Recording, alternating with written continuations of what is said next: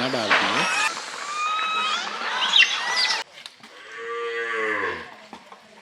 सत्संग का अर्थ है कि सुन करके उसका अनुसरण करें।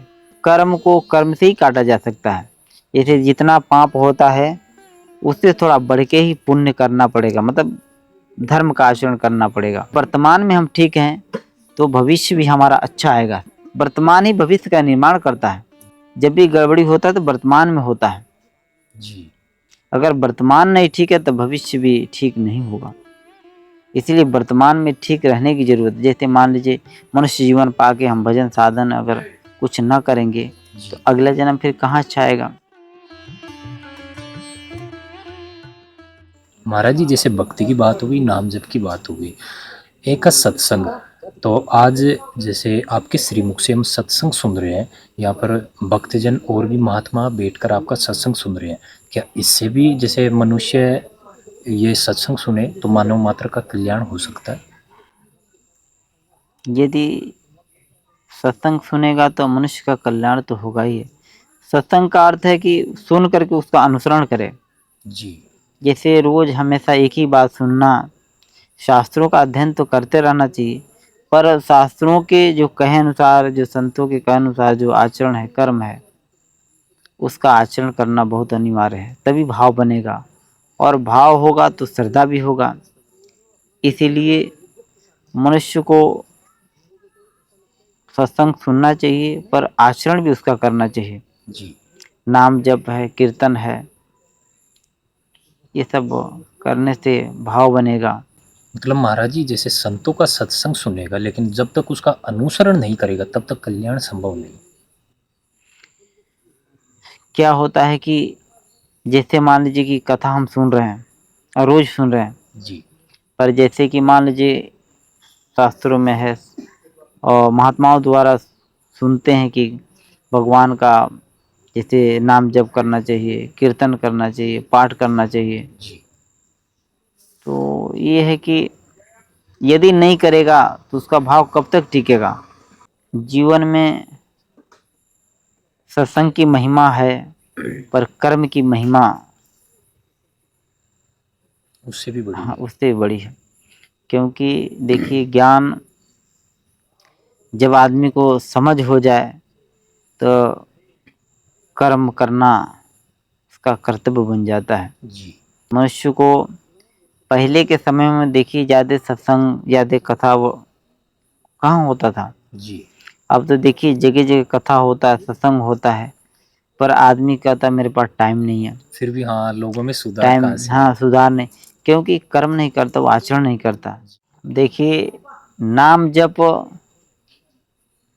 हमेशा मन को बार बार लगाना चाहिए। पहले माला से अभ्यास करना चाहिए, फिर उसके बाद यदि अभ्यास उसका बन गया तो मन से अभ्यास करते रहना चाहिए। मन को बार बार लगाना चाहिए कि देखना चाहिए कि मेरा मन नाम जप कर रहा है कि ना कर रहा है। महाराज जी, नाम जप करते समय हम्म। हमें मतलब रोज किस तरह की जीवनचर्या का पालन करना चाहिए, हमें कैसे आचार विचार रखना चाहिए ताकि उसका ज्यादा से ज्यादा पुण्य फल प्राप्त हो हमें?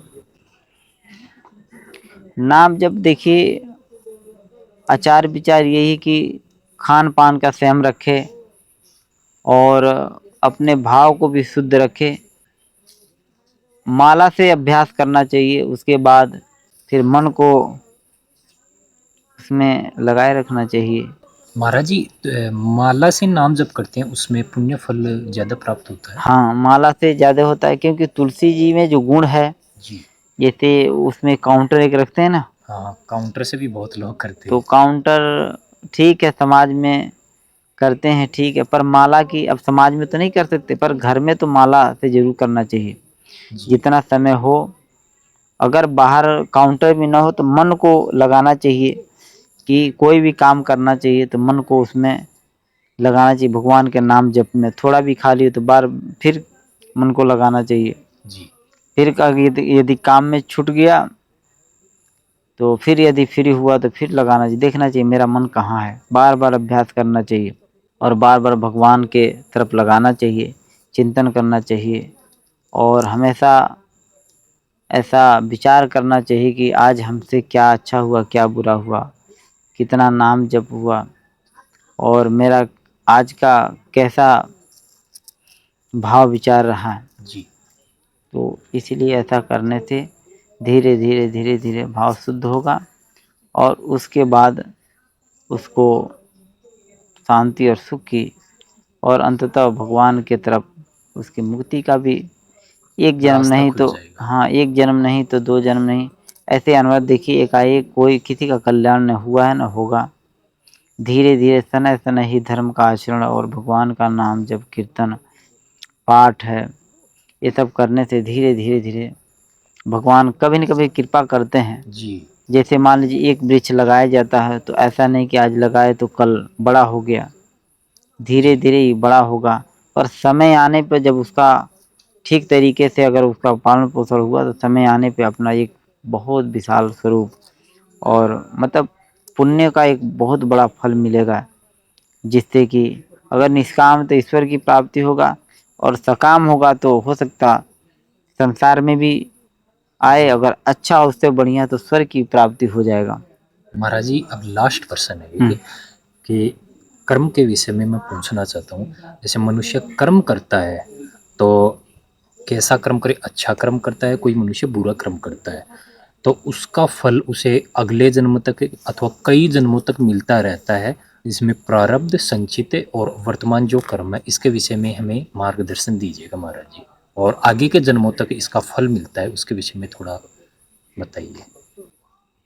देखिए प्रारब्ध तो है ही है, जी, पर पुरुषार्थ की वजह से प्रारब्ध भी नष्ट हो जाता है। अच्छा, प्रारब्ध को काटा जा हाँ, सकता है। काटा, देखिए कर्म को कर्म से ही काटा जा सकता है। जैसे जितना पाप होता है उससे थोड़ा बढ़ के ही पुण्य करना पड़ेगा, मतलब धर्म का आचरण करना पड़ेगा। जी, यदि मान लीजिए कि हम 100 रुपया अगर लिए हैं किसी से कर्जा, हम सोचे 100 रुपये का ही काम करें तो 100 रुपया तो कमा लेंगे, पर जी, हमारा खर्चा कैसे निकलेगा? भाई हमारा खर्चा कैसे, इसीलिए मनुष्य को जितना अपराध होगा उससे कई गुना उससे धर्म का आचरण करना पड़ेगा, जी। तो अपराध समन होगा, नहीं तो समन नहीं होगा। और महाराज जी, अब जो हम कर्म कर रहे हैं उसका फल हमें कब मिलेगा? वो संचित कर्म में आएगा या फिर किस में आएगा महाराज जी वो? ये जो कर्म कर रहे हैं तो ये आपका संचित में ही आता है। जी, अगर वर्तमान में हम ठीक हैं तो भविष्य भी हमारा अच्छा आएगा, समझ रहे हैं? जी, वर्तमान ही भविष्य का निर्माण करता है। जी, वर्तमान में हम ठीक रहेंगे तो भविष्य जब भी आएगा, वर्तमान और भविष्य दोनों ही अच्छा होगा। जी। पर वर्तमान में कोई व्यक्ति ठीक रहेगा तो भविष्य आएगा तो अच्छा आएगा। भविष्य भी उज्जवल ही रहेगा। हाँ, यदि वर्तमान नहीं ठीक है, मान लीजिए कि यदि हम कहीं गए, ठीक तरीके से हम रास्ता नहीं चल रहे, मान लीजिए ठोकर लग गया तो भविष्य उसका खराब हो गया कि नहीं हो गया? तो जब भी गड़बड़ी होता है तो वर्तमान में होता है। जी, अगर वर्तमान नहीं ठीक है तो भविष्य भी ठीक नहीं होगा। इसलिए वर्तमान में ठीक रहने की ज़रूरत है। जैसे मान लीजिए मनुष्य जीवन पाके हम भजन साधन अगर कुछ न करेंगे तो जी। अगला जन्म फिर कहाँ अच्छा आएगा? हाँ, सही बात। भविष्य किसी ने देखा नहीं है, जी, जब भी देखा तो वर्तमान ही देखा है। इसीलिए मनुष्य को हमेशा वर्तमान में अच्छा कर्म, अच्छा भाव, अच्छी सोच, अच्छे आचरण रखने हाँ, चाहिए। अच्छा आचरण और अच्छा समझदारी रखना चाहिए। अच्छे का संग रखना चाहिए और भगवान में मन लगाना चाहिए। भगवान का कीर्तन करना चाहिए। श्री चरणों में थोड़ी सी भेंट है, सब्जी है। आलू महाराज जी।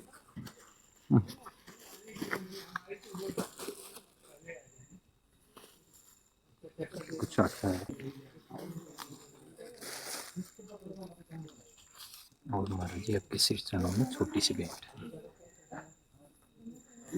महाराज जी, हमारी माता श्री का कहना है हम्म, कि अगर किसी भी महापुरुष के आप यहाँ जाओ, संत महात्मा के पास जाओ तो आपको खाली हाथ नहीं जाना है, आपके सामर्थ्य अनुसार थोड़ा कुछ लेके ही जाना है। हाँ, संतों के पास जाने पर खाली हाथ नहीं जाना चाहिए। जी, यदि हम कुछ लेके जाएंगे जी, तो हमारा भाव भी अच्छा रहेगा।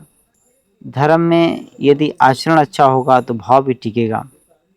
जाने पे देखिए, संतों के पास, गुरु के पास जाने पे कुछ न कुछ लेके जाना चाहिए, सामर्थ्य अनुसार। ऐसा कोई ज़रूरी नहीं कि बहुत सारा सामग्री लेके जाना है। सामर्थ्य हो चाहे थोड़ा ही हाँ, लेके थोड़ा जाए। भी लेके जाए और भाव से लेके जाए।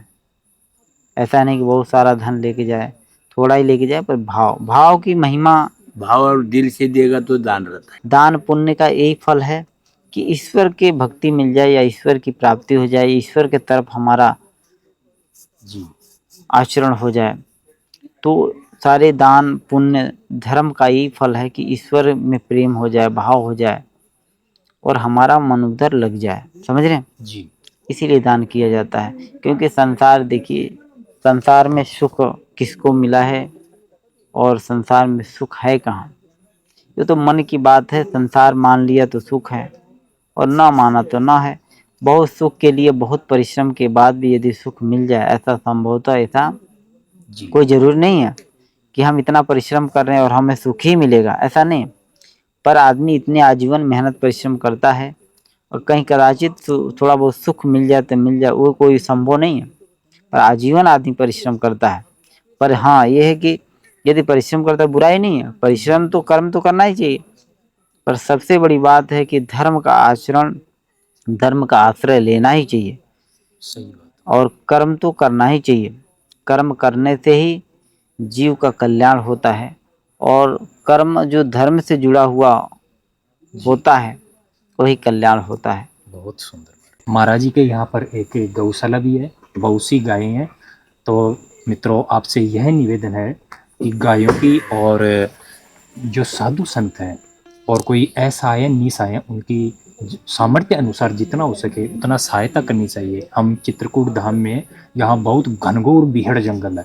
ऐसे जंगल में यहाँ मनुष्य संभवतः पहुंच ही नहीं पाता है। हमारे जैसे कोई मनुष्य है जो संतों के दर्शन करने अथवा आपको कराने के लिए आ जाते हैं, तो ऐसे संतों की सेवा में आपको अग्रसर रहना पड़ेगा। और महाराज जी के यहाँ गौशाला है, लगभग 25-30 गायें हैं। इनकी व्यवस्था करना, इसके अलावा यहाँ जंगल में बंदर भी बहुत हैं, उनके लिए महाराज जी पूड़ी बनाते हैं। नित्य प्रतिदिन बहुत सारी पूड़ियाँ बनती हैं।